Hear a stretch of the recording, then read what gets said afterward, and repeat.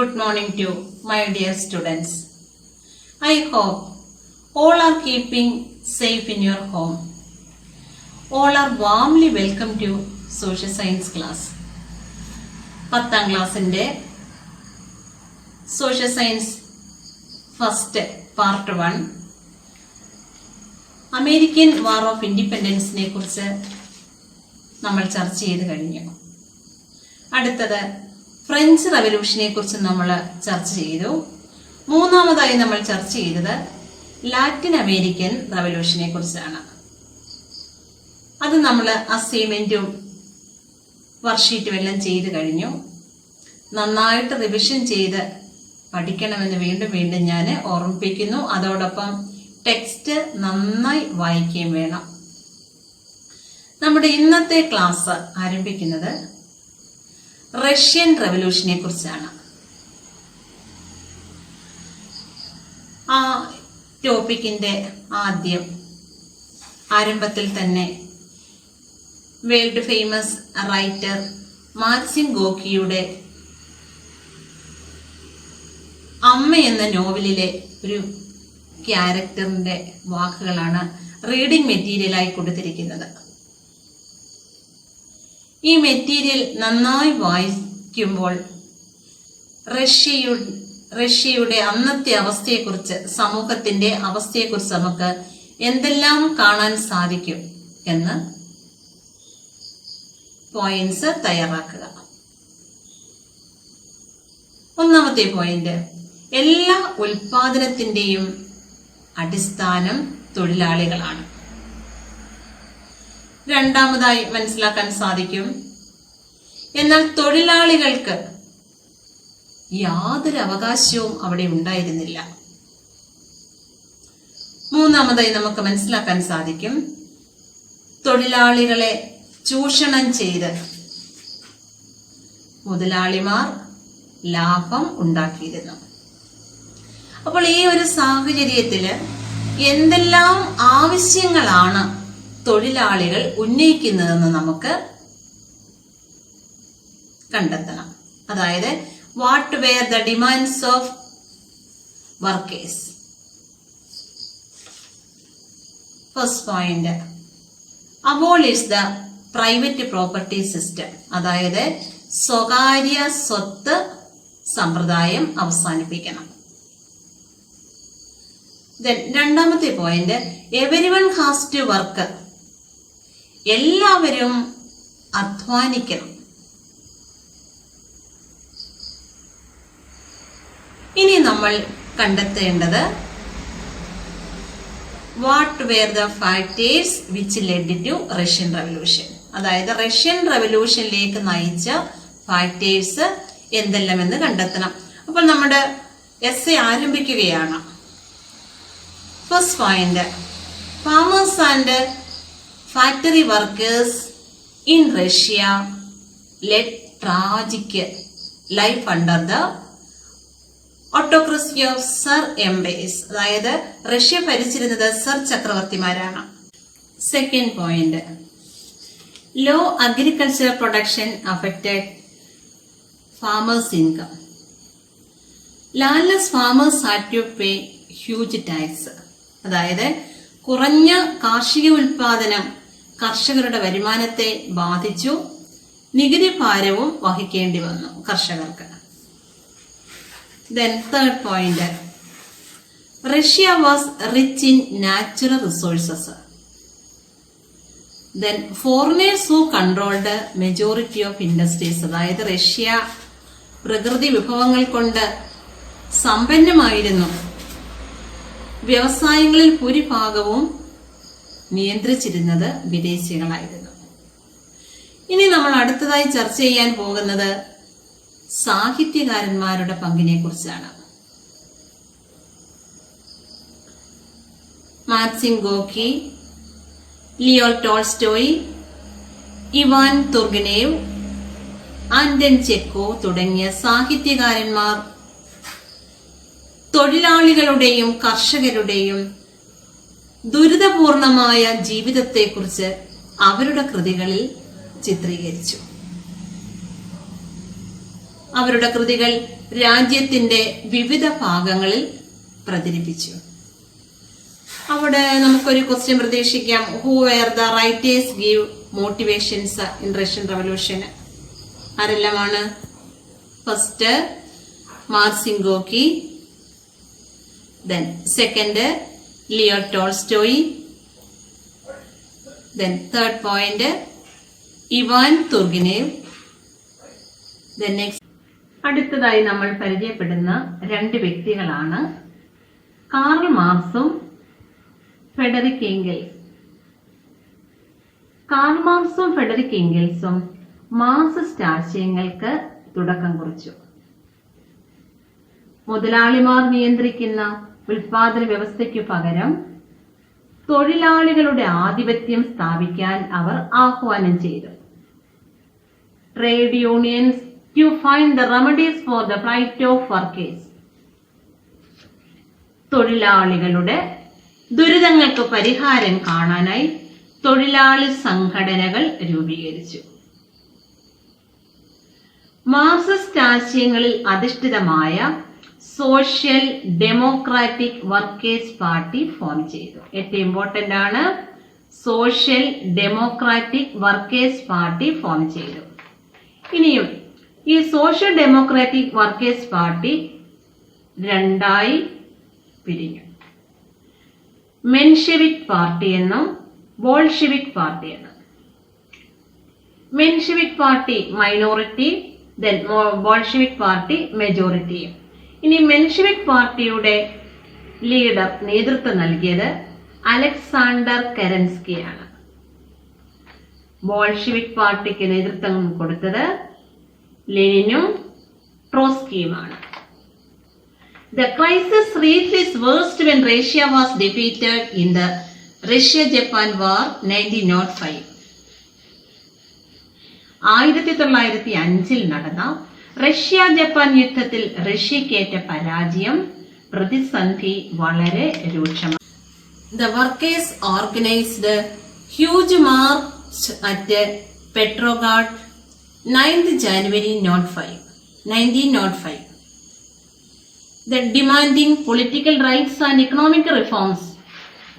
The march was fired at by soldiers and hundreds of democrats were massacred.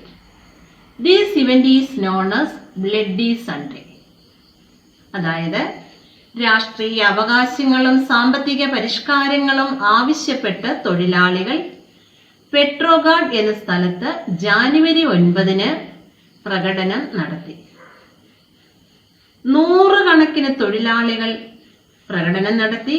ഇതിനു നേരെ പട്ടാളം വെടിവെച്ചു. 100 കണക്കിന് തൊഴിലാളികൾ കൊല്ലപ്പെട്ട ഈ സംഭവം ബ്ലഡി സൺഡേ എന്നാണ് അറിയപ്പെടുന്നത്. ഇവിടെ നമുക്കൊരു ക്വസ്റ്റ്യൻ പ്രതീക്ഷിക്കാം. Write a note on Bloody Sunday. വളരെ പ്രധാനപ്പെട്ടതാണ്, നോട്ട് കുറിക്കേണ്ടതാണ്. Bloody Sunday. ഇനിയും സമരങ്ങൾ നടത്താനായി ഈ കാലഘട്ടത്തിൽ തൊഴിലാളികളുടെ സംഘങ്ങൾ റഷ്യയിലെമ്പാടും രൂപീകരിച്ചു. ഇവ ദ സോവിയറ്റ്സ് എന്നറിയപ്പെട്ടു. Workers organisation called the Soviets were formed all over Russia to conduct strike. മനസ്സിലായോ? ഒന്നുകൂടെ പറയാം. സമരങ്ങൾ നടത്തുന്നതിന് വേണ്ടി ഈ കാലഘട്ടത്തിൽ തൊഴിലാളികളുടെ സംഘങ്ങൾ റഷ്യയിലെമ്പാടും രൂപീകരിക്കപ്പെട്ടു. ഇത് ഏത് പേരിൽ അറിയപ്പെട്ടു? ദ സോവിയറ്റ്സ് എന്ന പേരിൽ അറിയപ്പെട്ടു. ഇനിയും റഷ്യയിൽ സമരം ശക്തമായതിനെ തുടർന്ന് ദുമ എന്ന ലെജിസ്ലേറ്റീവ് അസംബ്ലി രൂപീകരിക്കാൻ ചക്രവർത്തി നിർബന്ധിതനായി. നിയമനിർമ്മാണ സഭ, ലെജിസ്ലേറ്റീവ് അസംബ്ലി. സമരം ശക്തമായതിനെ തുടർന്ന് ചക്രവർത്തി ലെജിസ്ലേറ്റീവ് അസംബ്ലി രൂപീകരിക്കാൻ നിർബന്ധിതനായി. ലെജിസ്ലേറ്റീവ് അസംബ്ലിയുടെ പേര് ദുമ എന്നാണ്. വളരെ ഇമ്പോർട്ടന്റ് ആണ്. ഇനിയും നമുക്കറിയാം 1914 ഫസ്റ്റ് വേൾഡ് വാർ ആരംഭിക്കുന്ന കാലഘട്ടമാണ്. അപ്പോൾ first world war 1914 first world war ആരംഭിച്ചതോടെ ദുമയുടെ എതിർപ്പിനെ അവഗണിച്ച് അന്നത്തെ സർ ചക്രവർത്തിയായിരുന്ന നിക്കോളാസ് II ഫസ്റ്റ് വേൾഡ് വാറിൽ പങ്കെടുക്കാൻ തീരുമാനിച്ചു. അനേകം റഷ്യൻ സൈനികർ ഇതിൽ കൊല്ലപ്പെട്ടു. ഏതാണ്ട് 1917 ആയപ്പോഴേക്കും ഭക്ഷ്യ ദൗർലഭ്യം രൂക്ഷമായി കഴിഞ്ഞു. മാർച്ച് 8 ആയിരക്കണക്കിന് സ്ത്രീകൾ റൊട്ടിക്ക് വേണ്ടി തെരുവീഥികളിൽ പ്രകടനം നടത്തി. അപ്പോൾ സൈനികരും തൊഴിലാളികളും ഇതിൽ പങ്കുചേർന്നു. ആദ്യമൊക്കെ അവരിതിന് എതിർത്തെങ്കിലും പിന്നീട് സൈനികരും ഇതിൽ പങ്കുചേർന്നു. കാരണം ഫസ്റ്റ് വേൾഡ് വാറിൽ സൈനികർ ഇവർ അനുഭവിച്ച ദുരിതങ്ങളാണ് ഇതിനവരെ പ്രേരിപ്പിച്ചത്. പെട്രോഗ്രാഡ് പട്ടണം തൊഴിലാളികൾ പിടിച്ചെടുത്തു. തുടർന്ന് നിക്കോളാസ് II സ്ഥാനമൊഴിയുകയും റഷ്യയിൽ മെൻഷെവിക് നേതാവ്, ആരാണ് മെൻഷെവിക് നേതാവ്? അലക്സാണ്ടർ കെറൻസ്കി ആണെന്ന് നമുക്കറിയാം. അപ്പോൾ മെൻഷെവിക് നേതാവായ അലക്സാണ്ടർ കെറൻസ്കിയുടെ നേതൃത്വത്തിൽ ഒരു പ്രൊവിഷണൽ ഗവൺമെന്റ് നിലവിൽ വരികയും ചെയ്തു. പ്രൊവിഷണൽ ഗവൺമെന്റ് എന്ന് പറയുമ്പോൾ താൽക്കാലിക ഗവൺമെന്റ് നിലവിൽ വരികയും ചെയ്തു. ഇത് ഫെബ്രുവരി റവല്യൂഷൻ എന്നാണ് അറിയപ്പെടുന്നത്. ഇനിയും റഷ്യൻ കലണ്ടർ അന്താരാഷ്ട്ര കലണ്ടറിനേക്കാൾ പിറകിലായതിനാലാണ് മാർച്ചിൽ നടന്ന വിപ്ലവം ഫെബ്രുവരി റവല്യൂഷൻ എന്ന് അറിയപ്പെടുന്നത്. Russian calendar was A few days behind the international calendar. This revolution that took place in March come into known as February revolution. ഇനിയും ഫെബ്രുവരി റവല്യൂഷന്റെ ഏറ്റവും പ്രധാനപ്പെട്ട ഒരു നേട്ടം എന്ന് പറയുമ്പോൾ സർ ചക്രവർത്തിമാരുടെ ഭരണം അവസാനിച്ചു എന്നാണ്. ഇനിയും പ്രൊവിൻഷ്യൽ ഗവൺമെന്റിനെ റഷ്യയിലെ സോവിയറ്റുകളിൽ ഒരു വിഭാഗം അംഗീകരിച്ചില്ല. ഈ സമയം സ്വിറ്റ്സർലൻഡിലായിരുന്ന വ്ളാഡിമിർ ലെനിൻ റഷ്യയിലെത്തി. പ്രൊവിൻഷ്യൽ ഗവൺമെന്റിനെ ശക്തമായി വിമർശിച്ചു. അധികാരം മുഴുവൻ സോവിയറ്റുകൾക്ക് കൈമാറണമെന്ന് അദ്ദേഹം ആവശ്യപ്പെട്ടു. ബോൾഷെവിക്കുകളും സോവിയറ്റുകളും ലെനിന്റെ നിലപാടിനെ പിന്തുണച്ചു. അവിടെ നൂറ്റാണ്ടുകൾ പഴക്കമുള്ള സാമ്പത്തിക പിന്നോക്കാവസ്ഥയും ഇൻഇക്വാളിറ്റി അസമത്വവും ഇല്ലാതാക്കാൻ തൊഴിലാളി വർഗ ഭരണകൂടത്തിന് മാത്രമേ സാധിക്കൂവെന്ന് ബോൾഷെവിക്ക് പ്രചരിപ്പിച്ചു. അപ്പോൾ നമുക്ക് അവിടെ ഒരു ക്വസ്റ്റ്യൻ വരുന്നുണ്ട്. What were the demand put forward by Bolshevik? One more time. What were the demands put forward by Bolshevik? First point, withdraw from First World War. ഒന്നാം ലോക മഹായുദ്ധത്തിൽ നിന്ന് പിന്മാറുക. Then second point, seize the land owned by the landlords to distribute them among the farmers. പ്രഭുക്കന്മാരുടെ കൈവശമുള്ള ഭൂമി പിടിച്ചെടുത്ത് കർഷകർക്ക് വിതരണം ചെയ്യുക.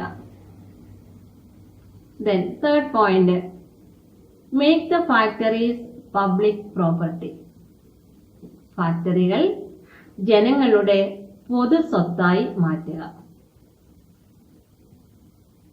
1917 ഒക്ടോബറിൽ ബോൾഷെവിക്കുകൾ പ്രൊവിൻഷ്യൽ ഗവൺമെന്റിന് എതിരായി സായുധ കലാപം ആരംഭിച്ചു. അലക്സാണ്ടർ കെറൻസ്കി നാട് വിട്ടു പോവുകയും റഷ്യ ബോൾഷെവിക്കുകളുടെ നിയന്ത്രണത്തിലാവുകയും ചെയ്തു. ബോൾഷെവിക്കുകൾക്ക് അധികാരം ലഭിച്ച ഈ സംഭവം ഒക്ടോബർ റവല്യൂഷൻ എന്ന് അറിയപ്പെടുന്നു. വളരെ ഇമ്പോർട്ടന്റ് ആണ് ഒക്ടോബർ റവല്യൂഷൻ. അതായത് 1917 ഒക്ടോബറിൽ ബോൾഷെവിക്കുകൾ പ്രൊവിൻഷ്യൽ ഗവൺമെന്റിനെതിരായി സായുധ കലാപം ആരംഭിച്ചു. അലക്സാണ്ടർ കെരൻസ്കി രാജ്യം വിട്ടു പോവുകയും റഷ്യ ബോൾഷെവിക്കുകളുടെ നിയന്ത്രണത്തിലാവുകയും ചെയ്തു. അപ്പോൾ ബോൾഷെവിക്കുകൾക്ക് അധികാരം ലഭിച്ച ഈ സംഭവം ഒക്ടോബർ റവല്യൂഷൻ എന്ന് അറിയപ്പെടുന്നു. തുടർന്ന് സോവിയറ്റുകളുടെ സമ്മേളനം ചേർന്ന് ലെനിൻ അധ്യക്ഷനായ ക്യാബിനറ്റിന് രൂപം നൽകുകയും ചെയ്തു. The cabinet took some revolutionary measures. What are they? ഏതെല്ലാമാണെന്ന് നമുക്ക് 1 by 1 ആയിട്ട് കണ്ടെത്താം. അതോടൊപ്പം ദ റിസൾട്ട്സ് ഓഫ് റഷ്യൻ റവല്യൂഷന്റെ റിസൾട്ട് എന്തെല്ലാമാണ്? പ്രധാനപ്പെട്ട 8 പോയിന്റ് ആണുള്ളത്. First point, Russia withdrew from first world war. Russia 1-ാം ലോക യുദ്ധത്തിൽ നിന്നും പിന്മാറി. Then second point, seized out the land and distributed among the peasants. പ്രഭുക്കന്മാരുടെ കൈവശമുണ്ടായിരുന്ന ഭൂമി പിടിച്ചെടുത്ത് കർഷകർക്ക് വിതരണം ചെയ്തു.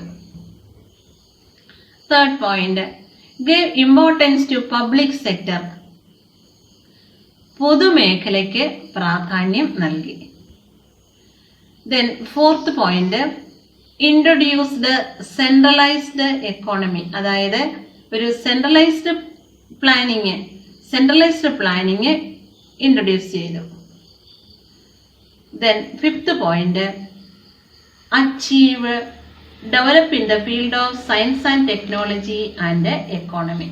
അതായത് സാമ്പത്തിക ശാസ്ത്ര സാങ്കേതിക രംഗങ്ങളിൽ പുരോഗതി കൈവരിക്കാൻ റഷ്യക്ക് സാധിച്ചു. Next sixth point, new constitution come into force. അതായത് 1924 റഷ്യക്ക് ഒരു പുതിയ ഭരണഘടന നിലവിൽ വന്നു. Then seventh point, Union of Soviet Socialist Republic was formed by consolidating different Soviet Republic. വ്യത്യസ്ത സോവിയറ്റ് റിപ്പബ്ലിക്കുകൾ കൂടി ചേർന്ന് USSR രൂപീകരിച്ചു. Then eighth point, spread the socialist ideas all over the world. ലോകത്തിന്റെ വിവിധ ഭാഗങ്ങളിൽ സോഷ്യലിസ്റ്റ് ആശയങ്ങൾ വ്യാപിക്കാൻ റഷ്യൻ റവല്യൂഷൻ കാരണമായി.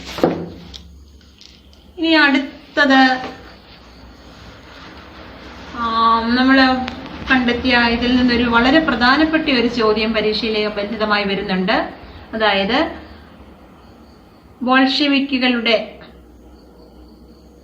വിപ്ലവത്തിന് ശേഷം റഷ്യയിലുണ്ടായ മാറ്റങ്ങൾ വിലയിരുത്തി ഫെബ്രുവരി വിപ്ലവം ഒക്ടോബർ വിപ്ലവം തമ്മിൽ താരതമ്യം ചെയ്ത് കുറിപ്പ് തയ്യാറാക്കാൻ വളരെ പ്രധാനപ്പെട്ട ഒരു ചോദ്യമാണത്.